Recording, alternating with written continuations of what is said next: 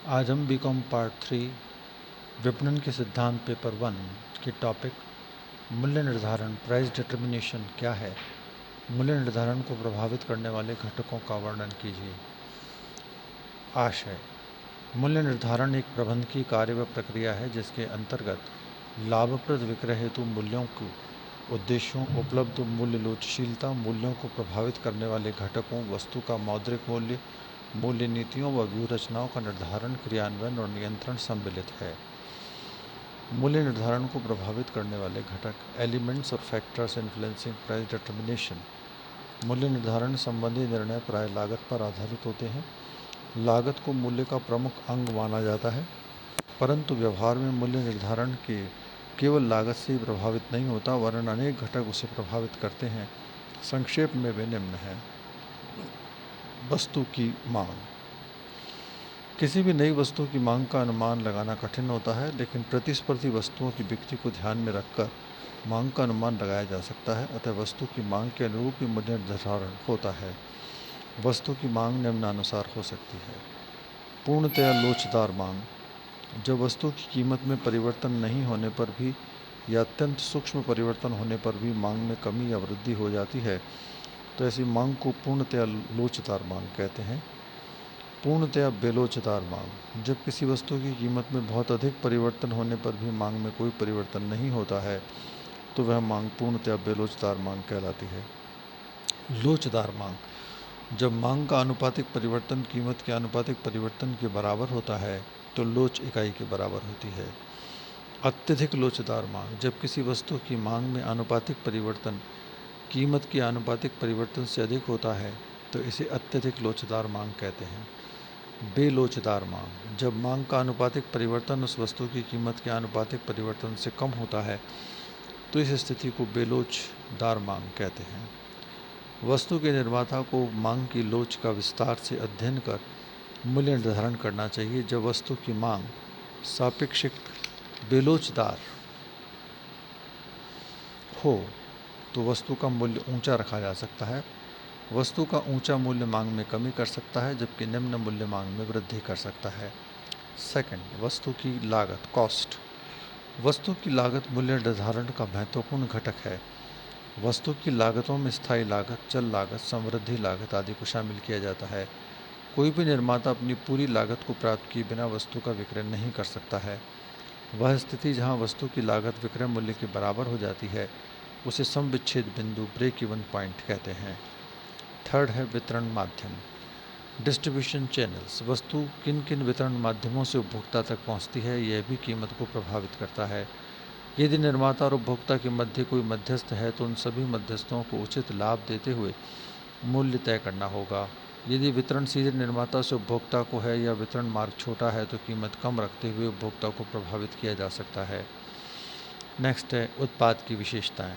ये भी मूल्य को प्रभावित करती हैं। इसमें सब पॉइंट 1 उत्पाद का जीवन चक्र लाइफ साइकिल। उत्पाद का जीवन चक्र 4 अवस्थाओं से होकर गुजरता है। बाजार प्रवेश की अवस्था में मांग उत्पन्न करनी होती है, अतः मूल्य कम रखा जाता है।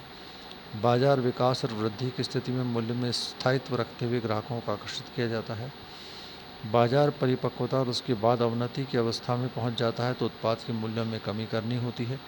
इसके अतिरिक्त बिक्री को बनाए रखने के लिए संवर्धनात्मक उपाय भी करने होते हैं। सब पॉइंट 2 उत्पाद की नाशवानता पेरिशेबिलिटी। यदि उत्पाद शीघ्र खराब होने या सड़ने वाला हो, तो उसका ऐसा मूल्य तय करना होगा कि वो शीघ्र बिक जाए। सब पॉइंट 3 उत्पाद का प्रतिस्थापन सब्सटीट्यूशन। प्रतिस्थापित वस्तुओं की दशा में मूल्य कम रखना होगा।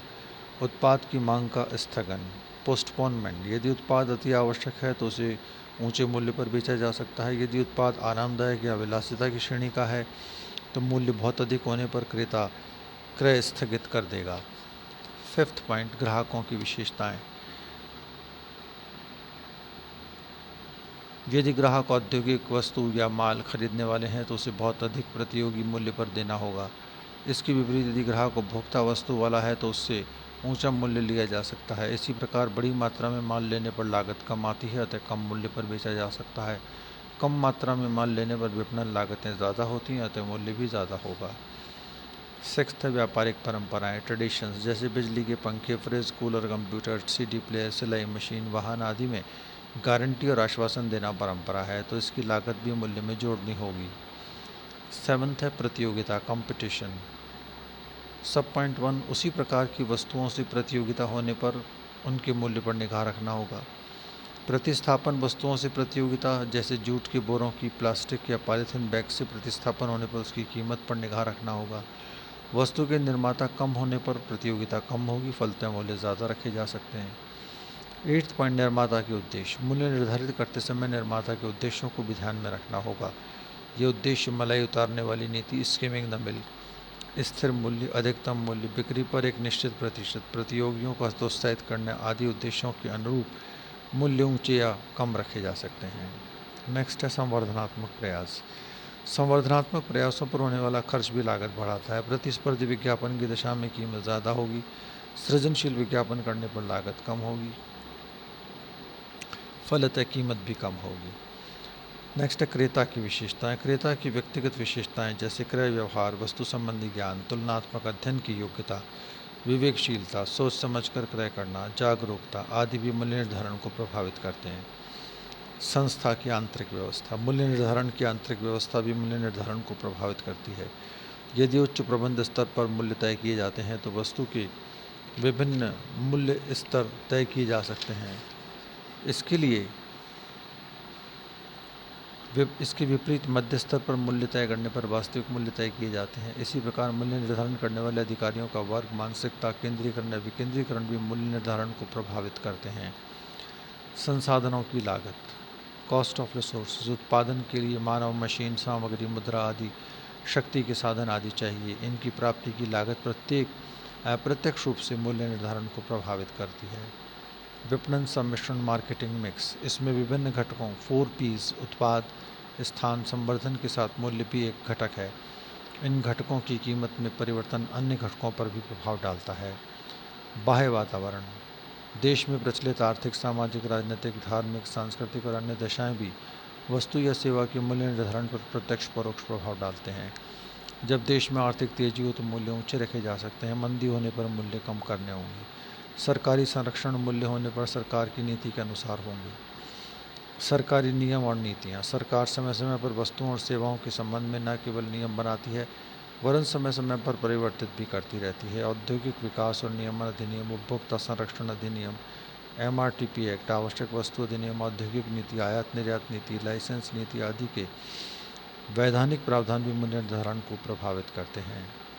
Thank you. Doctor Anil Kumar Mathur, सहाचार्य, व्यावसायिक प्रशासन विभाग, श्री गोविंद सिंह गुर्जर, राजकीय महाविद्यालय, नसीराबाद।